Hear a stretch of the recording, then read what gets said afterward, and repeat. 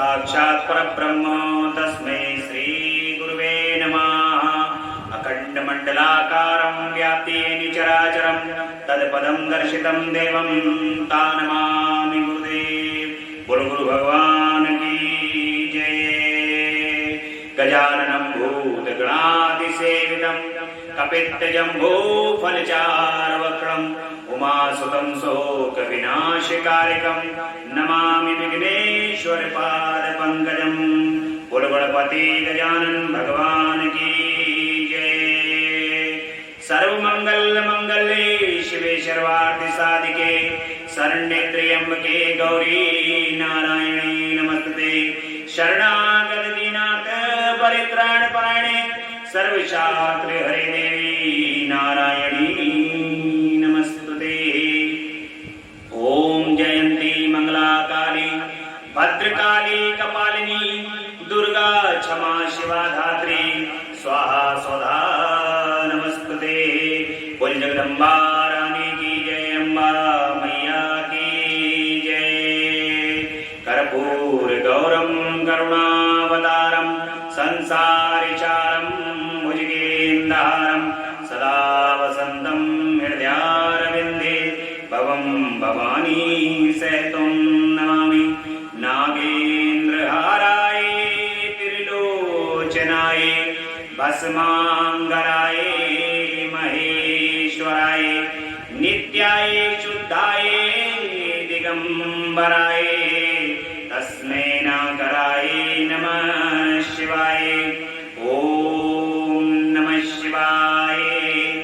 ओम नमः शिवाय। ओम नमः शिवाय। भगवान श्री गुरुदेव की असीम अनुकंपा से माता पिता के आशीर्वाद आप सभी भक्तों के भाग्य के कारण प्रेम श्रद्धा विश्वास निष्ठा के कारण जगदम्बा परा अम्बा पराशक्ति भगवान भोलेनाथ ने असीम कृपा की है।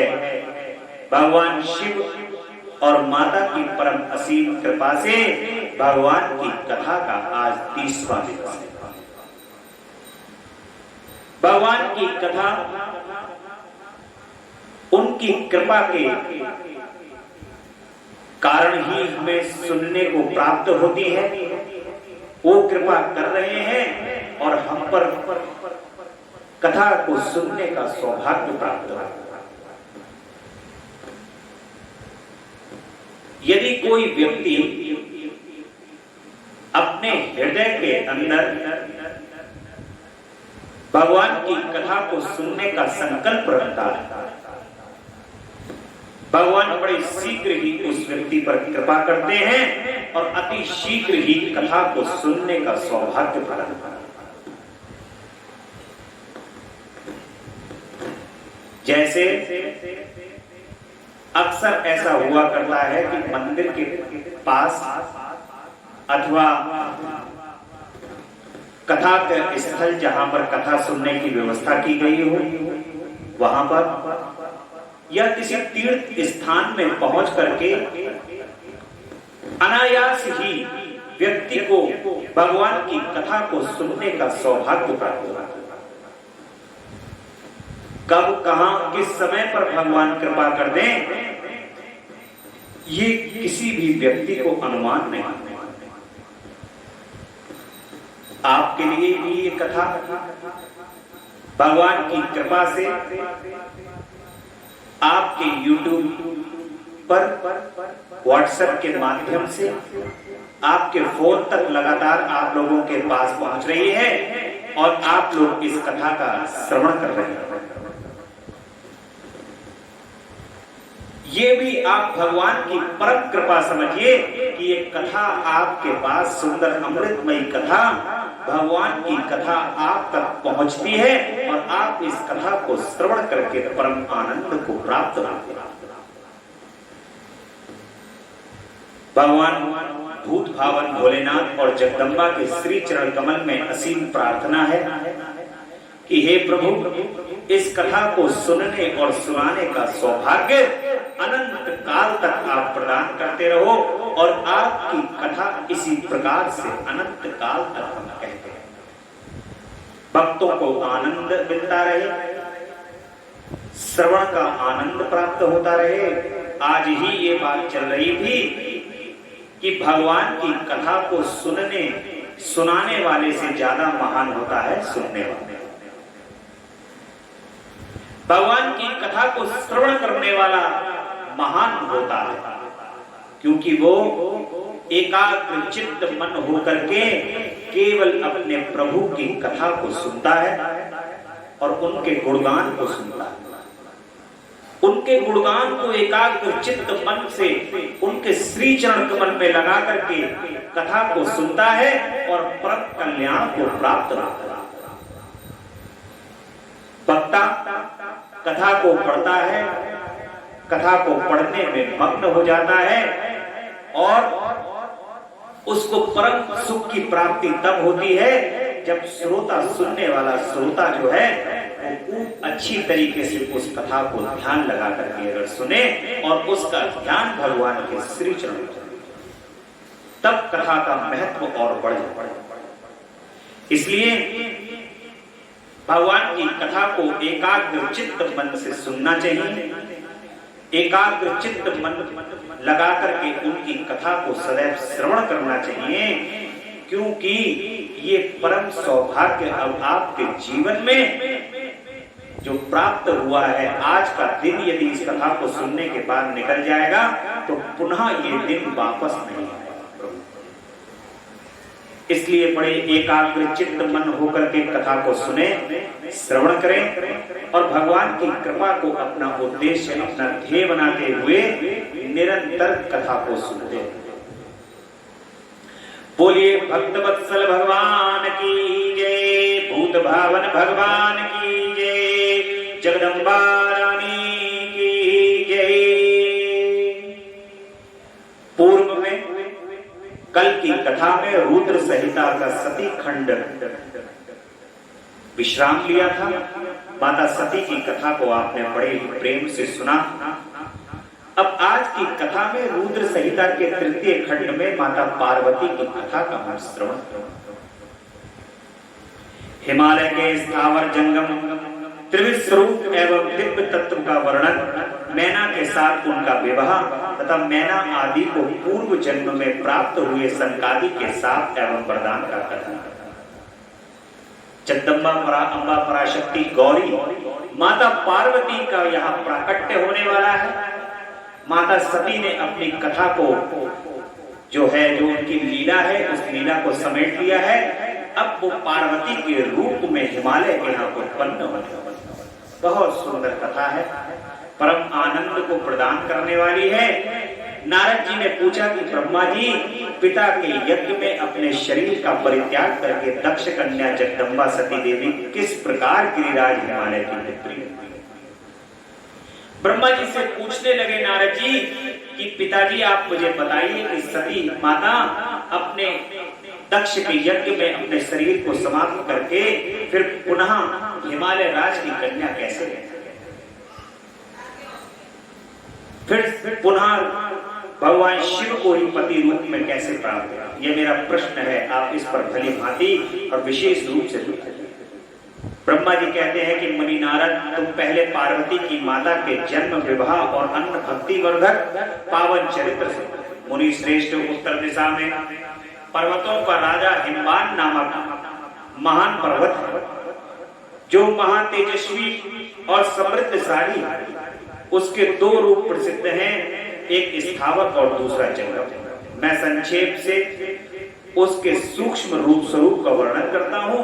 वह रमणीय पर्वत नाना प्रकार के रत्नों का आकार है और पूर्व तथा पश्चिम समूह के भीतर प्रवेश करके इस तरह खड़ा है कि मानो भूमंडल को नापने के लिए कोई मानदंड है। वह नाना प्रकार के वृक्षों से व्याप्त है और अनेक शिखरों के कारण विचित्र शोभा से संपन्न दिखता है। सिंह, व्याघ्र आदि पशु सदा सुखपूर्वक उसका सेवन करते हैं। हिम का तो वह भंडार है, इसलिए अत्यंत उग्र जान पड़ता है। भांति भांति के आश्चर्यजनक दृश्यों से उसकी विचित्र शोभा होती है। देवता, ऋषि, सिद्ध और मुनि उस पर्वत का आश्रय लेकर रहते हैं।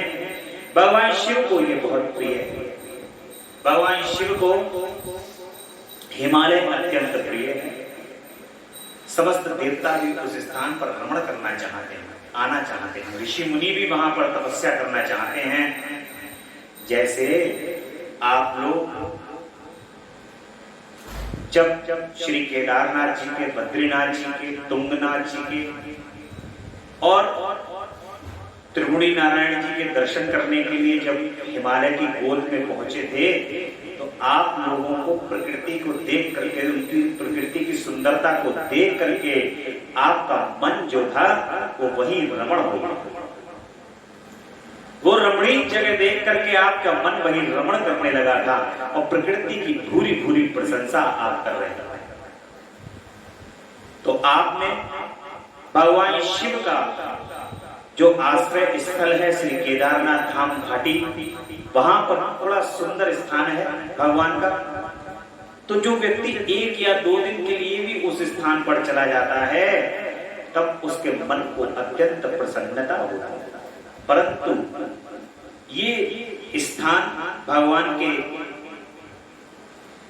विश्राम का स्थान है और जब सब लोग इस स्थान को जाकर के देखते हैं तो उनका मन जो होता है वो मोह लेता है ये स्थान।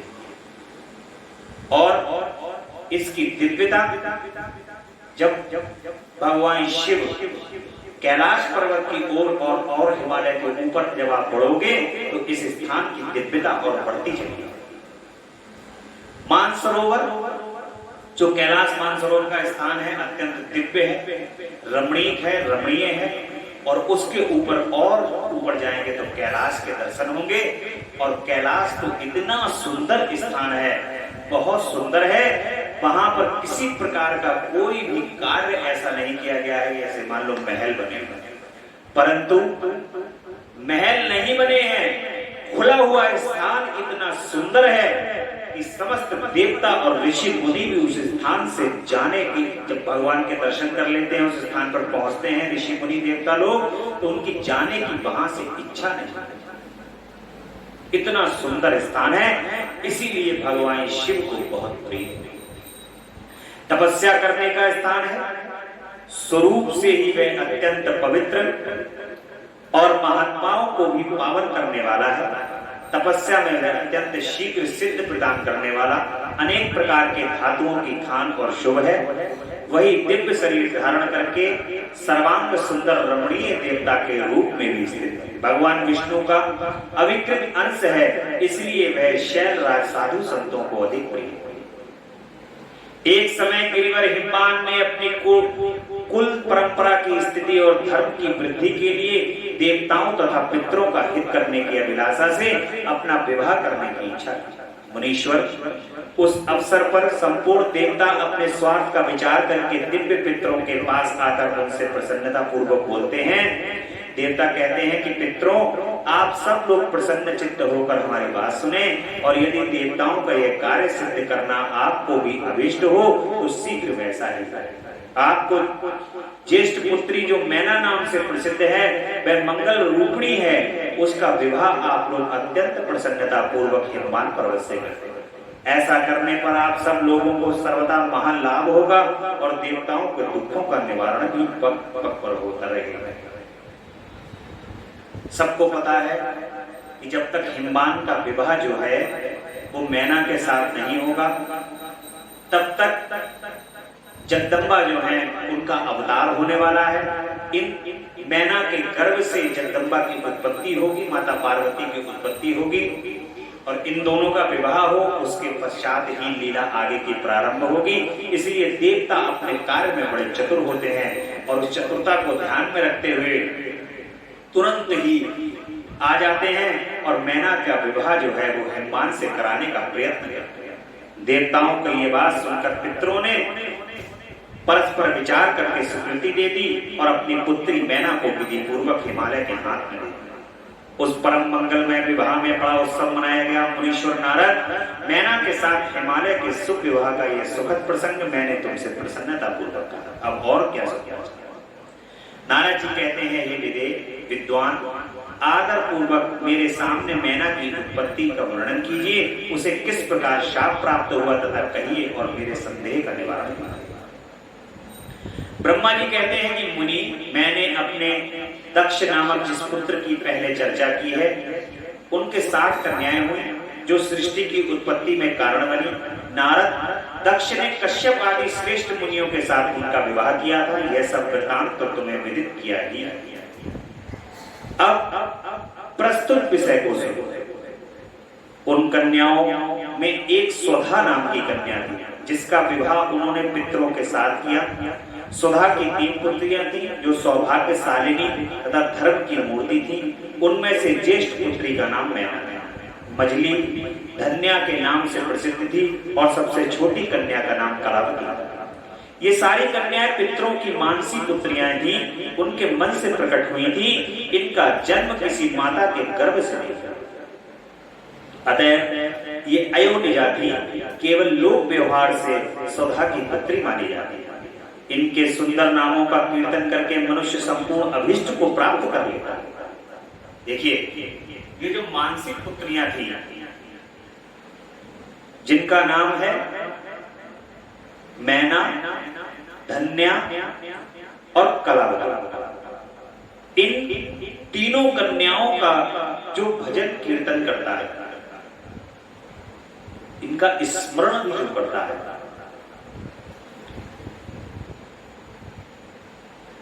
और कीर्तन करता है, मनुष्य संपूर्ण अभिष्ट को प्राप्त करता।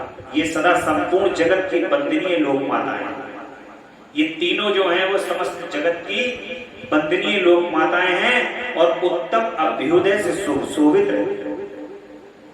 सबकी सब परम योगिनी, ज्ञान निधि, कहते नहीं भगवान की योगिनियों का नाम है, ये भगवान की योगिनियां हैं 3, और सर्वत्र जा सकने वाली हैं, हर जगह चली जाती हैं।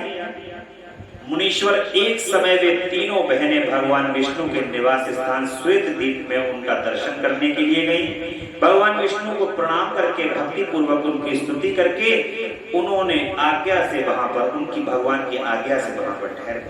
उस समय संतों का बड़ा भारी समाज एकत्र हुआ। मुनि, उसी अवसर पर मेरे पुत्र संकादी सिद्ध गण भी वहां गए और श्री हरि की स्तुति वंदना करके उन्हीं की आज्ञा से वहां पर ठहरे। संकादी मुनि देवताओं के आदि रूप और संपूर्ण लोगों में वंदित हैं। वे जब वहां आकर खड़े हुए, उस समय श्वेत द्वीप के सब लोग उन्हें देखकर प्रणाम करके उठ करके खड़े हो गए, परंतु ये 3 बहनें उन्हें देखकर भी वहां नहीं उठी। इससे सनत कुमार ने उनको मर्यादा रक्षा, उन्हें स्वर्ग से दूर होकर नर स्त्री बनने का शाप दे दिया। फिर उनके प्रार्थना करने पर वे प्रसन्न हो गए और बोले, सनत कुमार कहते हैं कि पितरों की 3 कन्याओं, तुम प्रसन्न चित्त होकर मेरी बात सुनो। ये तुम्हारे शोक का नाश करने वाली और सदा ही तुम्हें सुख देने वाली है। तुम में से जो ज्येष्ठ है वह भगवान विष्णु की अंशभूत हिमालय गिरी की पत्नी हो। उससे जो कन्या होगी वह पार्वती के नाम से विख्यात है। अब सनत कुमार, सनत नंदन सनत कुमार जो हैं वो वहां पर, यहाँ पर देखिए, इन ऋषियों का, मुनियों का जो श्राप होता है ना, वो भी वरदान होता है। ये सब लोकदर्शी होते हैं, आगे के त्रिकालदर्शी हैं। आगे जो होने वाला है ये सब जानते हैं, इनको पता है, और नाराज भी ये उसी पर ही होते हैं जो उसका सुपात्र होता है। आप एक बात हमेशा अपने जीवन के अंदर याद रखिए, गांठ बांधिए इस बात के लिए, साधु संत भगवान के भक्त अगर आप पर नाराज हो रहे हैं तो उसको आप भगवान का प्रसाद समझिए। कुछ लोग सोचते हैं कि ये साधु सन्यासी लोग जो है वो भगवान के पूजन करने वाले, पूजा पाठ करने वाले नाराज हो रहे हैं, स्वयं भी अपना मन खराब करते हैं, अपने आप नाराज होते हैं। नहीं, भगवान की आज्ञा से ही वो तुम्हारे ऊपर नाराज हो रहे हैं। न जाने किस बात का, किस कर्म को तुम्हारे वो नाराज होकर के काट रहे हैं। न जाने कौन सा ऐसा कर्म है जिसके कारण वो आप पर कुपित हो रहे हैं, और कौन सा पाप है जो उनके नाराज होने से आपका घोर से घोर पाप नष्ट हो रहा है। इसलिए सज्जनों, पंडितों और साधुओं का, संतों का नाराज होना भी हमारे कल्याण का कारण है। ये कभी भी यदि नाराज हो, भक्ति परायण हो और नाराज हो, तो आप समझ लीजिए कि इसमें भी आपका कहीं ना कहीं कल्याण जाए। तुम प्रसन्न चित्त होकर मेरी ये बात सुनो, तुम्हारे शोक का नाश करने और सदा ही तुम्हें सुख देने वाले पितरों की दूसरी प्रिय कन्या योगिनी धन्या राजा जनक की पत्नी होंगी। उनकी कन्या के रूप में महालक्ष्मी अवतीर्ण होंगी, जिनका नाम माता सीता होगा। पहली कन्या जो है हिमालय गिरी की पत्नी होंगी और उनकी पुत्री का नाम क्या होगा? पार्वती। दूसरी जनक के यहाँ पर विजाई जाएंगी और उनकी महालक्ष्मी के रूप में अवतीर्ण होंगी और उनका नाम क्या होगा? माता सीता। इसी प्रकार पितरों की छोटी पुत्री कलावती द्वापर के अंतिम भाग में वृषभानु की वैश्य की पत्नी होगी और उनकी प्रिय पुत्री राधा के नाम से विख्यात, यानी कि महाकाली, महालक्ष्मी, महासरस्वती के रूप में जो है, जो तीनों त्रिगुणा हैं, तीनों देवियां हैं, प्रणवाक्षर के मध्य ये तीनों एक। माता पार्वती, माता सीता और जगदम्बा राधा, ये सब कौन है? एक ही है, एक ही स्वरूप। शरद कुमार जी के श्राप ने जो श्राप दिया है, वो ऐसा श्राप दिया है कि इनके गर्भ से जो उत्पन्न होंगी वो जगदम्बा परा अम्बा पराशक्ति ही उत्पन्न होंगी। बोले जगदम्बा रानी की जय। योगिनी मेनका मैना पार्वती के वरदान से अपने पति के साथ उसी शरीर से कैलाश नामक परम पद को प्राप्त हो जाएंगी। धन्या तथा उनके पति जनक कुल में उत्पन्न हुए जीवन मुक्त महायोगी राजा सिरध्वज लक्ष्मी स्वरूपा सीता के प्रभाव से वैकुंठ धाम में वृषभानु की दुलारी के साथ वैवाहिक मंगलकृत संकल्प होने के कारण जीवन मुक्त योगिनी कलावती भी अपनी कन्या राधा के साथ गोलोक धाम में जाएंगे। इसमें कोई संशय नहीं। विपत्ति में पड़े बिना कहां किनकी महिमा प्रकट होती है। उत्तम कर्म करने वाले पुण्यात्मा पुरुषों का संकट कब टल जाता है, तब उन्हें दुर्लभ सुख की प्राप्ति होती है। अब तुम लोग प्रसन्नता पूर्वक मेरी दूसरी बात जो सदा सुख देने वाली है, मैना की पुत्री जगदम्बा पार्वती देवी अत्यंत दुस्सह तप करके भगवान शिव की प्रिय पत्नी बनी। धन्या की पुत्री सीता भगवान श्री राम की पत्नी होंगी और लोकाचार का आश्रय ले श्री राम के साथ विवाह करेंगे। साक्षात गोलोक धाम में निवास करने वाली राधा ही कलावती की पुत्री होंगी। वे गुप्त स्नेह में बनकर श्री कृष्ण की प्रियतमा बनी।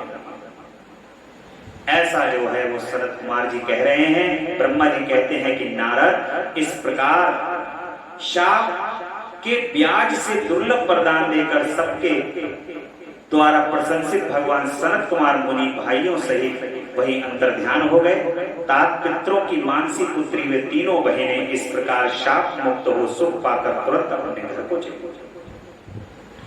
देवताओं का हिमालय के पास जाना और उनसे सत्कृत को उमाराधन की विधि बताकर स्वयं ही एक सुंदर स्थान में जाकर उनकी स्तुति करते हैं। नारद जी कहते हैं, महामते, आपने मैना के पूर्व जन्म की ये शुभ एवं अद्भुत कथा कही है। उनके विवाह का प्रसंग भी मैंने सुन लिया है। अब आगे के उत्तम चरित्र का आप वर्णन करें। ब्रह्मा जी ने कहा कि नारद, जब मैना के साथ विवाह करके हिमान अपने घर को गए, तब तीनों लोगों में बड़ा भारी उत्सव मनाया। हिमालय भी अत्यंत प्रसन्न हो मैना के साथ अपने सुखदायक सदन में निवास करने लगे। मुनि उस समय श्री विष्णु आदि समस्त देवता और महात्मा मुनि गिरिराज के पास गए। उन सब देवताओं को आया देखकर महान हिमगिरी ने प्रसन्नता पूर्वक उन्हें प्रणाम किया और अपने भाग्य की सराहना करते हुए भक्ति भाव से उन सब का आदर सत्कार किया। हाथ जोड़ मस्तक झुकाकर वे बड़े प्रेम से स्तुति करने को उद्धत हुए। शैलराज के शरीर में महान रोमांच हो आया। उनके नेत्रों में प्रेम के आंसू बहने लगे। मुनि हिम शैल ने प्रसन्न मन से अत्यंत प्रेम पूर्वक उनको प्रणाम कर विनीत भाव से खड़े हो श्री विष्णु आदि देवताओं से कहा, हिमालय कहते हैं कि आज मेरा जन्म सफल हो गया, मेरी बड़ी भारी तपस्या सफल हुई, आज मेरा ज्ञान सफल हुआ और आज मेरी सारी क्रियाएं सफल हो गई। आज मैं धन्य हुआ, मेरी सारी भूमि धन्य हुई, मेरा कुल धन्य हुआ, मेरी स्त्री तथा मेरा सब कुछ धन्य हो गया, इसमें कोई संशय नहीं, क्योंकि आप सब महान देवता एक साथ मिलकर एक ही समय पर यहाँ पधारे हैं। मुझे अपना सेवक समझकर प्रसन्नता पूर्वक उचित कार्य के लिए भगवान आज्ञा करें। हिमगिरी का यह वचन सुनकर वे सब देवता बड़े प्रसन्न हुए और अपने कार्य की सिद्धि मनाते हुए कहते हैं, देवता लोग कहते हैं कि हे महाप्रात हिमाचल, हमारा हितकारक वचन सुनो। हम सब लोग जिस काम के लिए यहाँ आए हैं फालतू में नहीं आए। देवता लोग कह रहे हैं कि एक जगह सब इकट्ठे हो गए हैं, फालतू में नहीं इकट्ठे हुए हैं, यहाँ पर तुमसे काम लेना है, इसलिए हम जो है वो तुम्हारे पास एकत्रित हैं। और अब काम बताने लगे अपना। जब उन्होंने प्रशंसा की सबकी, हम सब लोग जिस काम के लिए यहाँ आए हैं उसे प्रसन्नता पूर्वक तुमको बता रहे हैं। गिरिराज, पहले जो जगदम्बा उमा दक्ष कन्या सती के रूप में प्रकट हुई थी और रुद्र पत्नी होकर सुदीर्घ काल तक इस भूतल पर क्रीड़ा करती रही, वे ही अंबिका सती अपने पिता से अनादर पाकर अपनी प्रतिज्ञा का स्मरण करके यज्ञ में शरीर को त्याग कर अपने परम धाम को पधार गई है। हिमगिरी, वह कथा लोक में विख्यात है और तुम्हें भी विदित है। यदि वे सती पुनः तुम्हारे घर में प्रकट हो जाएं, तो देवताओं का महान लाभ हो सकता है। देवताओं को क्या है, माता सती को बड़े प्रयत्न से वो भगवान शिव की सेवा बनाने के लिए लेकर के आए थे दक्ष के यहाँ। अब फिर माता ने वो शरीर तो त्याग दिया, अब फिर से इन लोगों के अंदर यह अभिलाषा है कि भगवान शिव के साथ पुनः शक्ति आ जाए, तो ये जो संसार है ये संचालित है, प्रकृति फिर से आ जाए और फिर से ये संसार संचालित हो जाए, ऐसी बार बार प्रार्थना कर रहे हैं। बड़े व्याकुल है देवता, शक्ति विहीन, क्योंकि शक्ति नहीं है ना, इसलिए शक्ति से विहीन है। शक्ति से विहीन होने के कारण कुमला गए हैं और बार बार हिमगिरी से प्रार्थना कर रहे हैं, कह रहे हैं अपनी बात। यह कथा लोक में विदित है, ऐसा बोल रहे हैं। ब्रह्मा जी कहते हैं, श्री विष्णु आदि देवताओं की ये बात सुनकर गिरिराज हिमालय मन ही मन प्रसन्न हो आदर से झुक गए और कहते हैं कि प्रभु ऐसा ही हो तो बड़े सौभाग्य की बात हो। माता अगर आ जाए तो इससे ज्यादा सौभाग्य की बात और फिर क्या हो सकती है। किसी के भी घर में माँ अगर आ जाए तो इससे ज्यादा और कोई सौभाग्य हो सकता है? कोई सौभाग्य है ही। और ऐसा ही सौभाग्य माँ ने जो है वो हम लोगों को प्रदान किया है। आज साक्षात स्वरूप के अंदर जगदम्बा हम लोगों के समक्ष उपस्थित है। हम मूर्ख लोग परम अज्ञानता के कारण केवल और केवल उनका कोई कार्य नहीं कर पाते, बस केवल सुबह शाम उनको देख ही पाते हैं, बस यही कर पाते हैं। परंतु क्या है, माँ ने तो ऐसा परम सौभाग्य प्रदान किया है कि वो साक्षात स्वरूप के अंदर हम लोगों के समक्ष हमारे साथ ही तो है। पल पल क्षण क्षण माँ जो है वो हम लोगों के साथ है। ऐसा सौभाग्य उन्होंने हम लोगों को प्रदान किया। और बड़े प्रसन्न हो जाते हैं। तदंतर वे देवता उन्हें बड़े आदर से उमा को प्रसन्न करने की विधि बताकर स्वयं सदा से पत्नी उमा की शरण में एक सुंदर स्थान में स्थित हो समस्त देवताओं ने जगदम्बा का स्मरण किया और बारंबार प्रणाम करके वे वहां श्रद्धा पूर्वक स्तुति करने लगे। देवता कहते हैं, शिवलोक में निवास करने वाली माता, हे उमा देवी, हे जगदम्बे, हे सदाशिव प्रिय, हे दुर्गे, हे महेश्वरी, हम आपको नमस्कार करते हैं।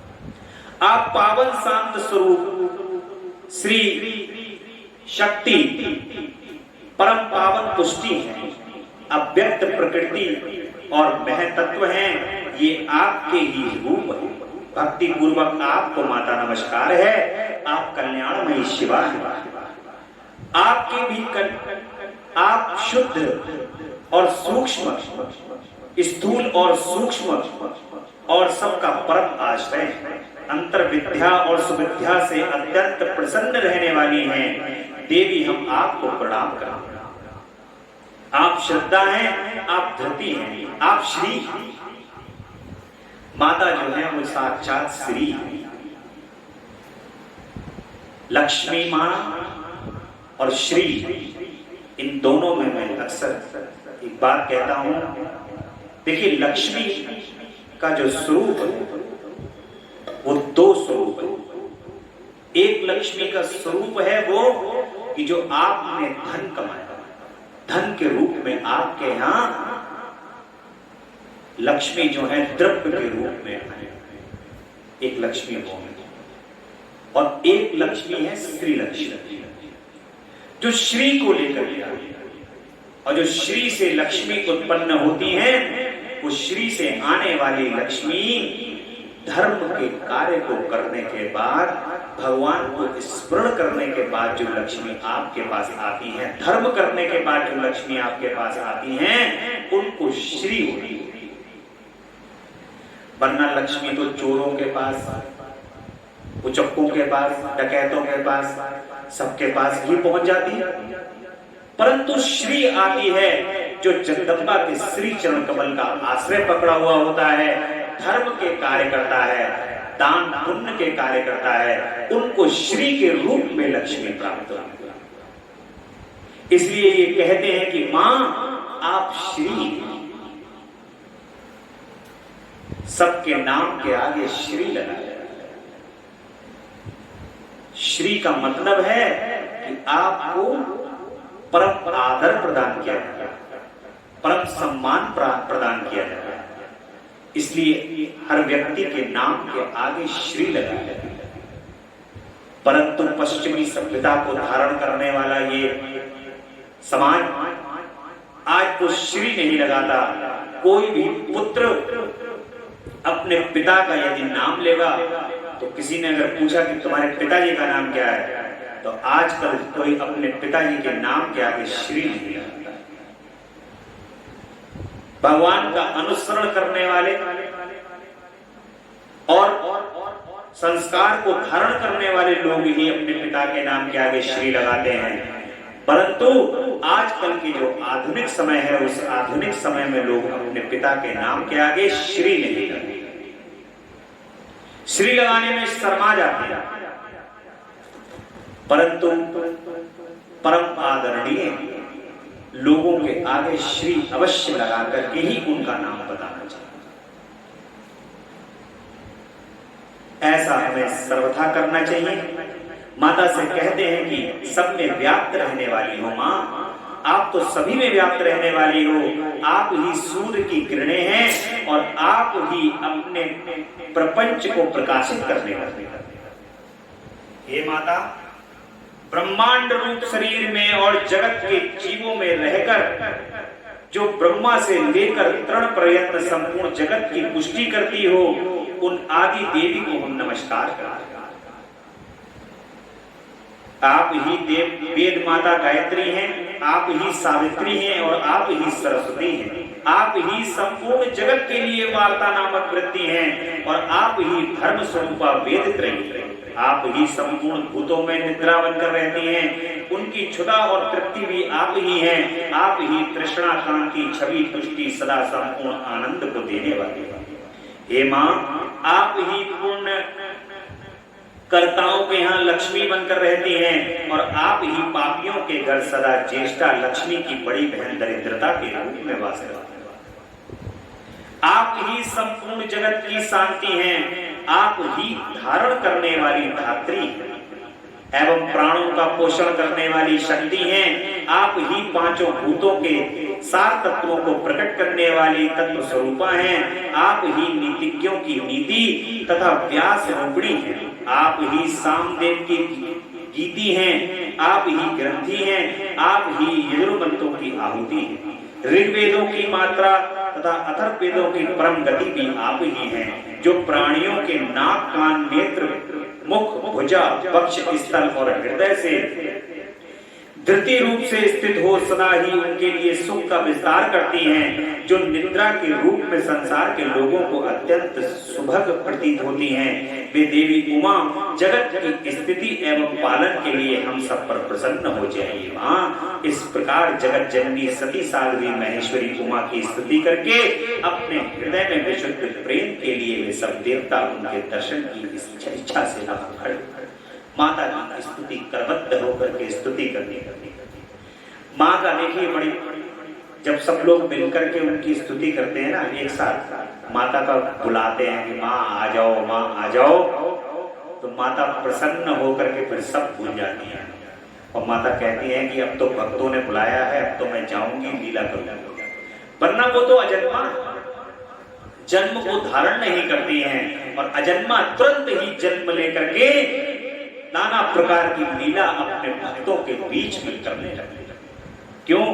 भक्त वत्सल हैं, भक्तों पर बड़ी जल्दी प्रसन्न होने वाली हैं और भक्तों के बीच में आकर के माता प्रसन्न होकर के इस पूरी सृष्टि का संचालन करने लगी। माता के बगैर इस सृष्टि में कहीं किसी रूप में संचालन नहीं हो सकता, इसीलिए जब तक माँ नहीं आएगी तब तक संचालन नहीं होगा। आज देवता फिर से माता की प्रार्थना कर रहे हैं और माता से कह रहे हैं कि हमसे जो पुनः पुरानी जो भूले हुई हैं माँ, वो हम कोई भूल ना कर दें। और माता अब आप आज अब हमसे कुछ होता नहीं है, हमारी कांति चली गई है, सूर्य अपनी रोशनी देना बंद कर चुके हैं, अब हम जो है वो माँ कुछ करने में सक्षम नहीं है। अब माता आप आ जाओ। माता प्रसन्न हो जाती हैं और कह देती है कि ठीक है, मैं आ रही हूं।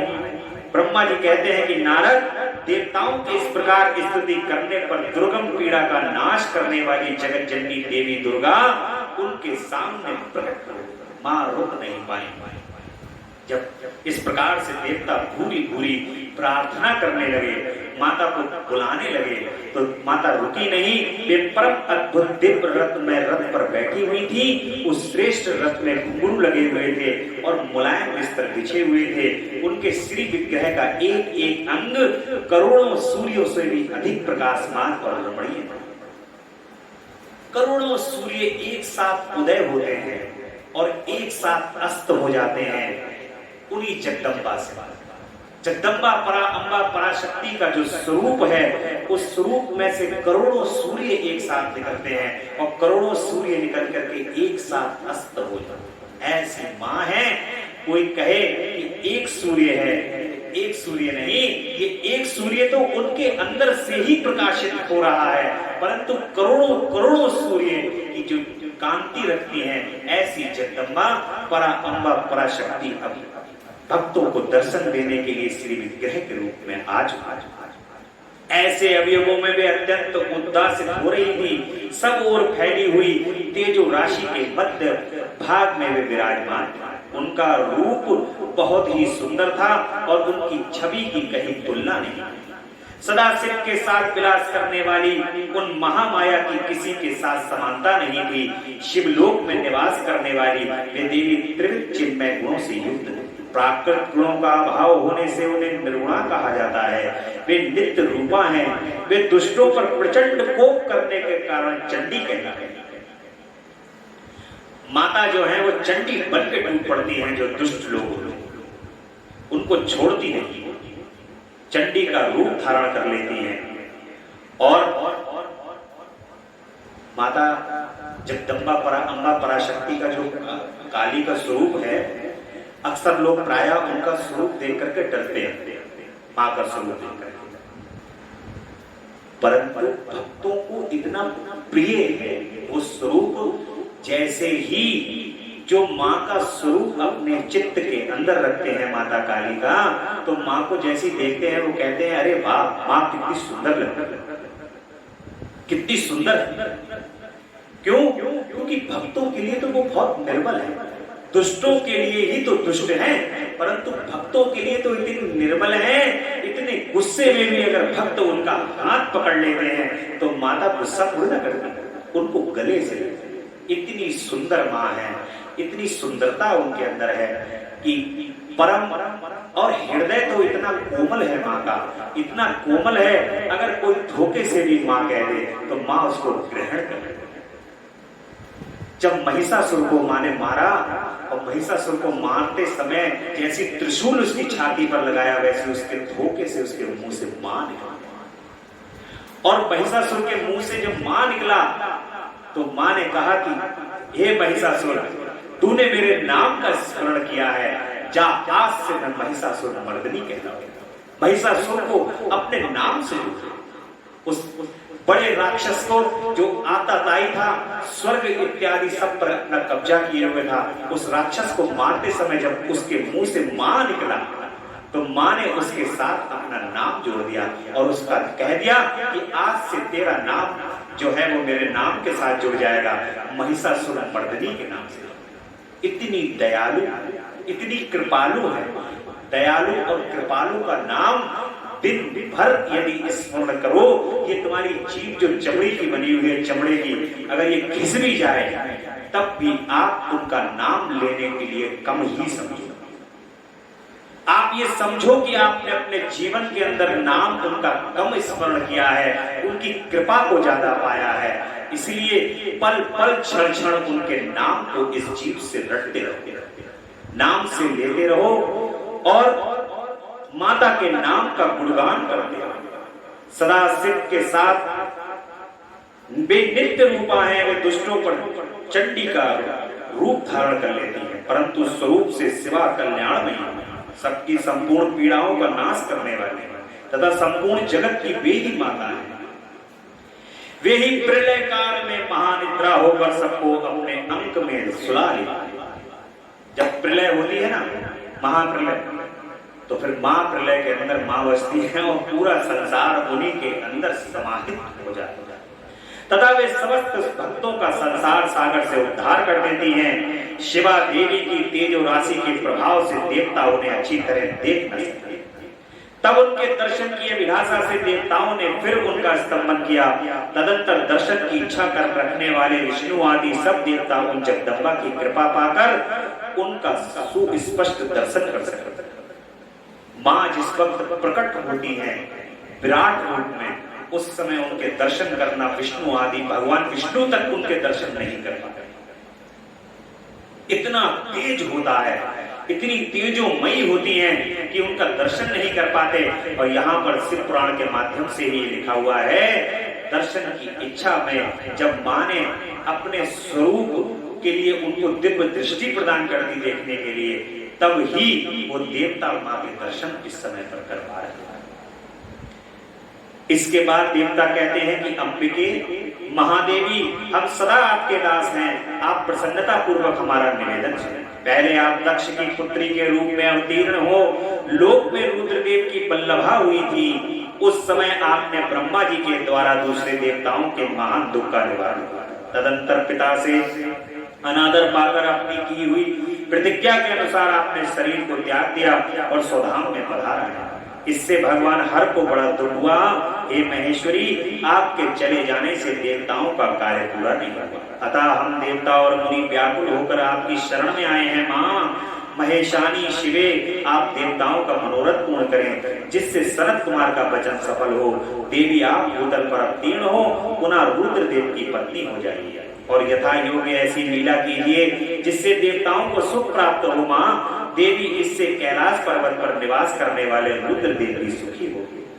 आप ऐसी कृपा करें जिससे सब सुखी हो और सबका सारा दुख नष्ट हो जाए। ब्रह्मा जी कहते हैं कि नारद ऐसा कहकर विष्णु आदि सब देवता प्रेम में मग्न हो गए और भक्ति से विनम्र होकर चुपचाप माँ के सामने खड़े हो गए। देवताओं की ये स्तुति सुनकर शिवा देवी को बड़ी प्रसन्नता हुई और उनके हेतु के विचार करने के लिए अभी अपने भगवान शिव का स्मरण करती हुई माता भक्त वत्सला हैं, दयामयी उमा देवी उस समय विष्णु आदि देवताओं को संबोधित करके हंसकर माता कहती है।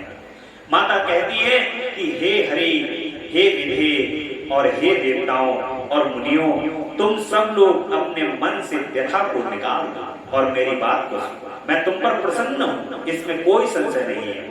सब लोग अपने अपने स्थान को जाओ और चिरकाल तक सुखी रहो। मैं अवतार ले मैना की पुत्री होकर उन्हें सुख दूंगी और रुद्रदेव की पत्नी हो जाऊंगी। यह मेरा अत्यंत गुप्त मत है। भगवान शिव की लीला अद्भुत है, वह ज्ञानियों को भी मोह में डालने वाली है। देवताओं, उस यज्ञ में जाकर पिता के द्वारा अपने स्वामी का अनादर देख जब से मैंने दक्ष जनित शरीर को त्याग दिया है, तभी से वे मेरे स्वामी कालाग्नि रुद्रदेव तत्काल दिगंबर हो गए। वे मेरी ही चिंता में डूबे रहते हैं। उनके मन में यह विचार उठा रहता है कि धर्म को जानने वाली सती मेरा रोज देखकर पिता के यज्ञ में गई और वहां मेरा अनादर देख मुझ में प्रेम होने के कारण उसने अपना शरीर त्याग दिया। यही सोचकर वे बार बार छोड़ अलौकिक वेश धारण करके योगी हो गए हैं। मेरी स्वरूप भूता सती के वियोग को वे महेश्वर सहन न कर सके। देवताओं, भगवान रुद्र की भी ये अत्यंत इच्छा है कि भूतल पर मैना और हिमालय के घर में मेरा अवतार हो, क्योंकि वे पुनः मेरा पारिग्रहण करने की अधिक अभिलाषा रखते हैं। अतः मैं रुद्रदेव के संतोष के लिए अवतार लूंगी और लौकिक गति का आश्रय लेकर हिमालय की पत्नी मैना की पुत्री होगी। ब्रह्मा जी कहते हैं कि नारद, ऐसा कहकर जगदम्बा शिवा उस समय समस्त देवताओं को देखते देखते ही अदृश्य हो गई और तुरंत अपने लोक में चली। तदंतर हर्ष से भरे हुए श्री विष्णु आदि समस्त देवताओं और मुनि उस दिशा को प्रणाम करके अपने अपने धाम को चले। जहां से मां अंतर ध्यान हुई, उसी स्थान पर देवता आदि सभी अपने वहां पर माता जिस दिशा से अंतर ध्यान हुई उसी दिशा को प्रणाम किया और अपने अपने स्थान को चले। मैना को प्रत्यक्ष दर्शन देकर शिवा देवी का उन्हें अभीष्ट वरदान से संतुष्ट करना तथा मैना से मैना के जन्म का बारे में किस प्रकार से माता का जन्म होता है मां बताती हैं। नारद जी ने पूछा, पिताजी, जब देवी दुर्गा अंतर ध्यान हो गई और देवगण अपने धाम को चले गए, उसके बाद क्या? ब्रह्मा जी ने कहा, मेरे पुत्रों में श्रेष्ठ विप्रवर नारद जब विष्णु आदि देव समुदाय हिमालय और मैना को देवी की आराधना का उपदेश दे चले, तब गिरिराज हिमालय और मैना दोनों दंपत्ति बड़ी भारी तपस्या का आरंभ की। वे दिन रात शंभु और शिवा का चिंतन करने, भक्ति युक्त चित्त से नित्य उनकी सम्यक रीति से आराधना करना। हिमवान की पत्नी मैना बड़ी प्रसन्नता से शिव सहित शिवा देवी की पूजा करने लगी। वे उन्हीं के संतोष के लिए सदा ब्राह्मणों को दान देती रहती। मन में संतान की कामना ले मैना चैत्र मास के आरंभ से लेकर 27 वर्षों तक प्रतिदिन तत्परता पूर्वक शिवा देवी की पूजा और आराधना में लगी। वे अष्टमी को उपवास करके नवमी को लड्डू बलि सामग्री, मीठी खीर और गंध पुष्प आदि देवी को भेंट करती। गंगा के किनारे औषधि प्रस्थ में उमा की मिट्टी की मूर्ति बनाकर नाना प्रकार की वस्तुएं समर्पित करके उनकी पूजा करती। मैना देवी कभी निराहार रहती, कभी व्रत के नियमों का पालन करती, कभी जल पीकर रहती और कभी हवा पीकर ही रहती। विशुद्ध तेज से दमकती हुई दीप्तमती मैना ने प्रेम पूर्वक शिवा में चित्त लगाया। 27 वर्ष व्यतीत कर दिए। 27 वर्ष पूरे होने पर जगतमयी शंकर कामिनी जगदम्बा उमा अत्यंत प्रसन्न हुई। मैना की उत्तम भक्ति से संतुष्ट हो वे परमेश्वरी देवी उन पर अनुग्रह करने के लिए उनके सामने प्रकट कर तेजो मंडल के बीच में विराजमान तथा दिव्य अवयवों से युक्त उमा देवी प्रत्यक्ष दर्शन दे मैना से हंसती हुई कहती हैं। माता कहती हैं, गिरिराज हिमालय की रानी महासाध्वी मैना, मैं तुम्हारी तपस्या से बहुत प्रसन्न हूं। मैना ने जब व्रत आदि माता के किए, उनकी पूजा प्रतिष्ठा की, 27 वर्ष लग गए। माँ जब आई तो उनको आकर के प्रकट रूप में आकर के माँ ने दर्शन दिए और कहा कि मैं तुम्हारी तपस्या से बहुत प्रसन्न हूँ, तुम्हारे मन में जो अभिलाषा हो उसे माता उसे तुम कहो। मैना कहती है कि माता कहती है कि तुमने तपस्या, व्रत और समाधि के द्वारा जिस जिस वस्तु के लिए प्रार्थना की है वह सब मैं तुम्हें दूंगी। तब मैना ने प्रत्यक्ष प्रकट हुई कालिका देवी को देखकर प्रणाम किया और इस प्रकार कहा। देखो फिर से यहाँ पे कालिका देवी का जिक्र आया है। माता सती जो है वो कालिका का स्वरूप, इसलिए वो शिवा की ही पूजन कर रही हैं और माता जो है वो कालिका के रूप में प्रकट। और कालिका कौन है? जगदम्बा आद्या शक्ति महाकाली। जब ये पूर्ण संसार नष्ट हो जाता है तो कालिका देवी ही इस संसार के अंदर इस संसार को प्रकट करने के लिए केवल एक रह जाती है। चिन्मय रूप में एक जगदम्बा ही जो है वो केवल इस संसार के अंदर रह जाती हैं। बाकी महाप्रलय में संपूर्ण संसार नष्ट हो जाता है और केवल माता कालिका ही आ जाती है। मैना कहती है कि देवी इस समय मुझे आपके रूप का प्रत्यक्ष दर्शन हुआ है, तब मैं आपकी स्तुति करना चाहती हूँ। कालिके, इसके लिए आप प्रसन्न हो। ब्रह्मा जी कहते हैं कि नारद मैना के ऐसा कहने पर सर्प मोहिनी कालिका देवी ने मन में अत्यंत प्रसन्न हो अपनी दोनों बाहों से खींचकर मैना को हृदय से ले। इससे उन्हें तत्काल महाज्ञान की प्राप्ति हो गई। फिर तो मैना देवी प्रिय वचनों द्वारा भक्ति भाव से अपने सामने खड़ी हुई माता कालिका की स्तुति करती है। अब बड़े ही मन से माता कालिका की स्तुति करती हैं। ओम जयंती मंगला काली भद्रकाली कपालिनी दुर्गा क्षमा शिवा धात्री स्वाहा सुधा नमस्तुते।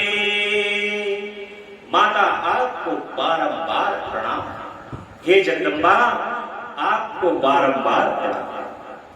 जो मां माया जगत को धारण करने वाली है, चंडिका लोक धारणी तथा संपूर्ण मनोवांछित पदार्थों को देने वाली है, उन महादेवी को मैं प्रणाम करता हूं। नित्य आनंद प्रदान करने वाली माया, योग निद्रा जगत जननी तथा सुंदर कमलों की माला से अलंकृत उन नित्य सिद्धा उमा देवी को मैं नमस्कार करता हूं। जो सबकी माता, नित्य आनंदमयी, भक्तों के शोक का नाश करने वाली तथा कल्प पर्यंत नारियों प्राणियों की बुद्धि रूपणी है, उन देवी को मैं प्रणाम करती हूँ। आप यतियों के अज्ञान बंधन के नाश की हेम भूता महाविद्या है। फिर मुझ जैसी नारियां आपके प्रभाव का वर्णन कैसे कर सकते हैं। अथर्ववेद जो हिंसा है वह आप ही हैं, मारण आदि का प्रयोग आप ही हैं देवी। आप मेरे अभिष्ट फल को सदा प्रदान करें।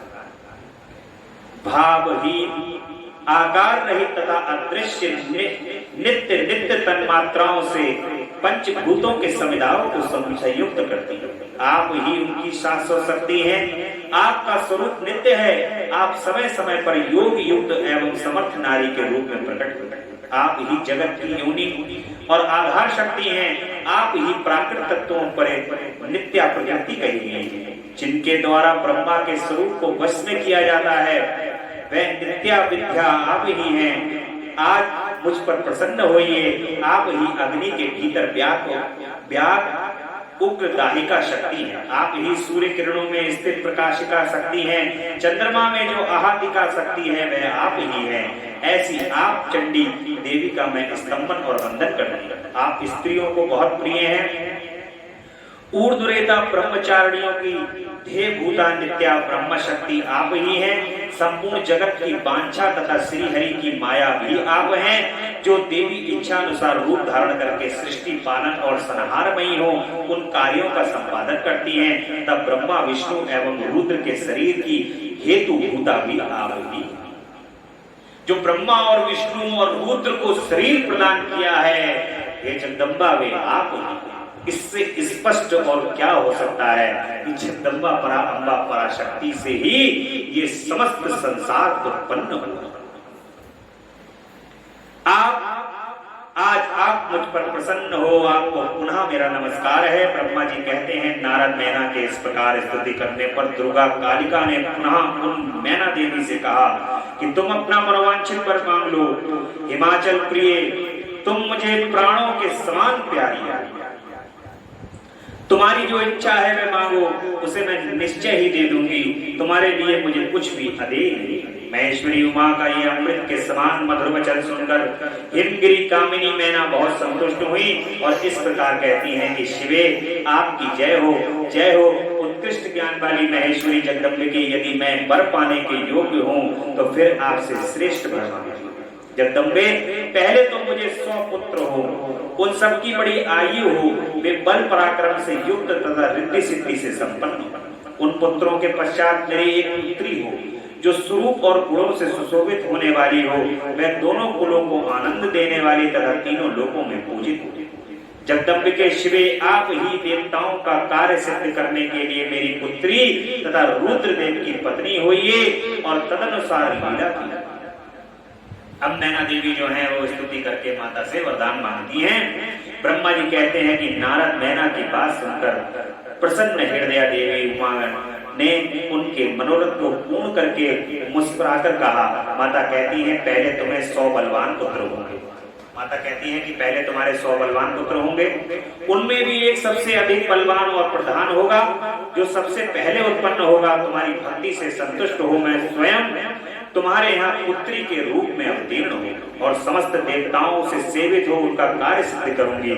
ऐसा कहकर जगदाती परमेश्वरी कालिका शिवा मेनका के देखते देखते वही अदृश्य हो गई। तात महेश्वरी से अभीष्ट वर पाकर मैना को अपार हर्ष हुआ। उसका तपस्या जनित सारा क्लेश नष्ट हो गया। मुनि फिर काल क्रम से मैना के गर्भ रहा और वह प्रतिदिन बढ़ने लगा। समयानुसार उसने एक उत्तम पुत्र को जन्म दिया जिसका नाम मैनाक था। मैनाक भी पर्वत है और उसने समुद्र के साथ उत्तम मैत्री बांधी। वह अद्भुत पर्वतनाग बधुओं के उपभोग का स्थल बना हुआ था। उसके समस्त अंग श्रेष्ठ हैं। हिमालय के 100 पुत्रों में सबसे श्रेष्ठ और महान बल पराक्रम से संपन्न है। अपने से या अपने बाद प्रकट हुए समस्त पर्वतों में एकमात्र मैनाक ही पर्वतराज के पद पर प्रतिष्ठित। मैनाक पर्वत जो है वो पर्वतराज के पद पर प्रतिष्ठित है।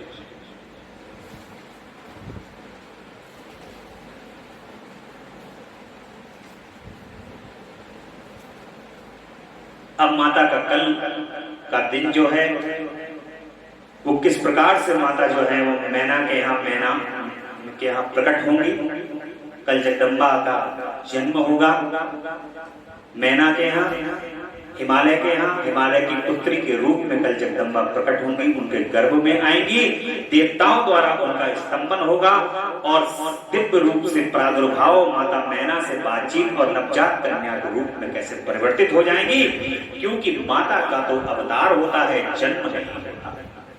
भगवान क्या करते हैं? अवतार होते, अवतरित होते, गर्भ में नहीं आते।